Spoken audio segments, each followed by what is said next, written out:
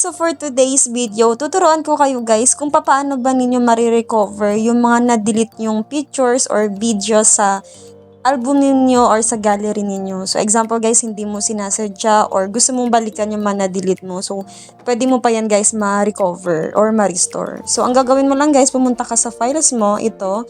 Kung walang files ka dyan or hanapin mo lang guys yung file manager. Ayan, kung ganun yung meron sa cellphone mo. I-click mo lang yan. Tapos pumunta ka guys doon sa 3 lines sa taas, tapos pindutin mo yung trash.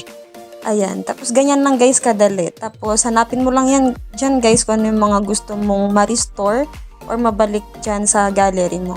Or kung gusto mo man lahat yan guys, pindutin mo lang yung all items, machi-check yan lahat, tapos pipindutin mo lang guys yung restore. Pero kung gusto mo lang guys mamili kung anong gusto mong maibalik, so i-click mo lang yan. Ayan, ganyan lang guys. Mga ganyan, mamimili ka lang. Tapos i-restore mo lang. So, ganun lang guys.